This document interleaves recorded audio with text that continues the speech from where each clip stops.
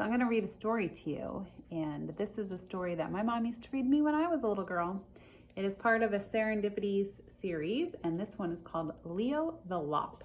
It is written by Stephen Cosgrove, and it is illustrated by Robin James.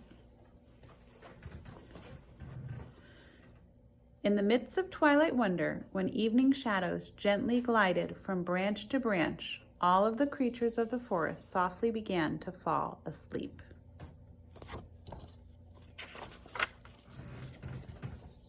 I like that picture.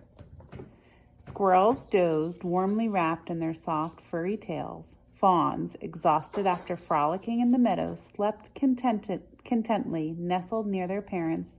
Birds of all feathers nodded gently on the branches of the trees, eyes blinking, hoping to dream of beautiful flight.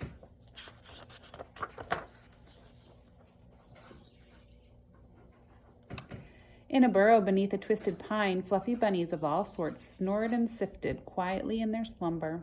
All of the rabbits, that is, except one lop-eared rabbit called Leo, who just couldn't fall asleep. He would twitch and pitch, trying desperately to fall asleep, but no matter how he tried, he couldn't forget the one thing that kept him awake. He was a tiny, cute rabbit. "Why couldn't I have been born a tough tiger?" he muttered as he rolled over for the 100th time. A bad bear, a mean muskrat, anything but an itty-bitty fluffy bunny. Finally, with a sob, Leo rolled over and fell into a troubled sleep.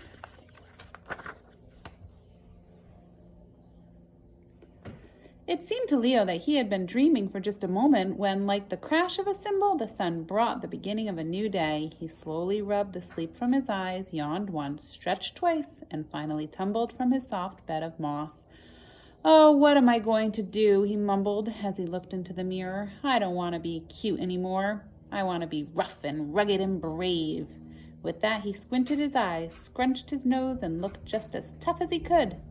Satisfied that he didn't look quite as cute, Leo brushed his teeth and hurried off to the creature school.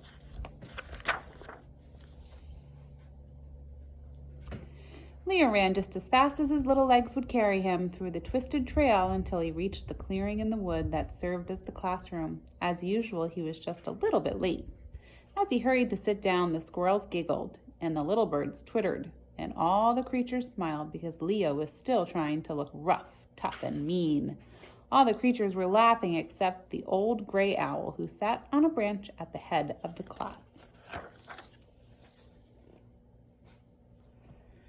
"Ahem," muttered the old owl as he covered a smile. "Now that everyone is here, we will begin our lesson for today. I would like each of you to think of a word that best describes the way you look this morning." All of the creatures thought and thought. Then, one by one, they each stood and told the old owl the word they had thought of. "We look feathery," chirped the birds. "I look brawny," rumbled the bear. And on they went, describing how they looked in a single word. They finally came to Leo. Leo took a deep breath, looked carefully about him, and then blurted out quickly, "I look brave."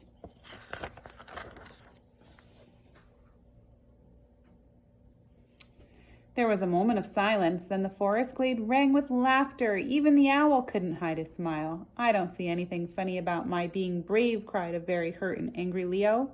"Well, Leo," the old owl chuckled, "perhaps fluffy or cute would have been better described how you look." Leo wiped at a furry tail as he shouted, "I don't want to be a fluffy or little anymore. I want to be tough and rugged." Once again, all the creatures broke into fits of laughter. Leo stood for just a moment, tears streaming from his eyes, and then he rushed into the forest.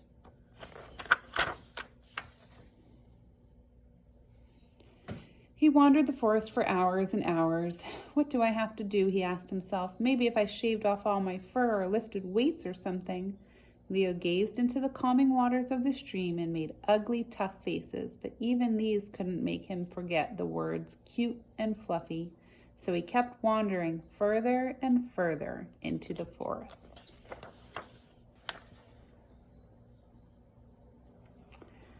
As the other creatures frisked about the forest glade doing their daily chores, a wisp of smoke snaked about the boughs of the trees and climbed towards the sky. A brown squirrel sat on his hunches, sniffing at the afternoon air. "I smell smoke, but it's probably just a campfire," he thought as he continued on his way. By dusk, though, the wisps of smoke had turned into billowing clouds. Suddenly, all around the clearing, flames shot high into the air.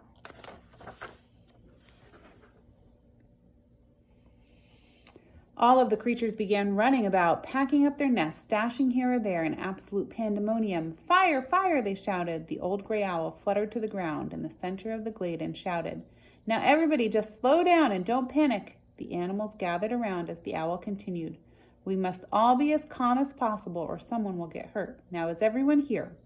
They all looked around and then someone shouted, "Yes, it looks like we're all here. All of us, that is, except that little rabbit Leo." The owl thought for a moment and then said, "We'll just have to hope that he's outside the fire area. Now we must leave and move to safety." They all looked about the clearing, but the smoke was so thick that no one could see which way to go.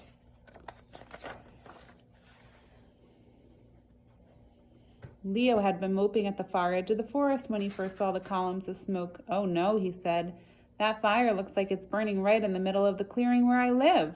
He wondered for a moment about what he should do, then he rushed off towards the fire.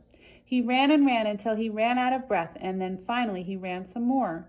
He reached the edge of the smoke and flames that enclosed the clearing where he lived. To his dismay, he could find none of his friends. "Oh dear," he thought, "they must be trapped inside." Without a second thought, for his own safety, he crouched real low to the ground and began to follow the path to the clearing, through the thick gray smoke. Leo finally reached the center of the clearing where all the creatures were searching for a way out of the inferno. "Quickly," shouted Leo, "everyone hold hands and follow me." Leo looked so sure of himself and so unafraid that everyone followed him without question, and they were led carefully through the heavy smoke towards safety. Finally, they reached the safety of a hill on the far side of the forest, away from the fire. All the animals gathered around Leo, cheering and shouting. "Well," said the owl, "I certainly was wrong about you and your chosen word, for today you were certainly brave." "No," said Leo, blushing deeply. If it had not been for the fact that I was small, I would never have been low enough to the ground to see the trail into the clearing. I guess being cute and furry doesn't mean you can't be brave." With that, the other animals cheered, Leo and the brave, Leo the lion-hearted, and continued their cheering far into the night. So if you're cute and furry, or even if you're not, remember Leo the lion-hearted and the lesson that he got.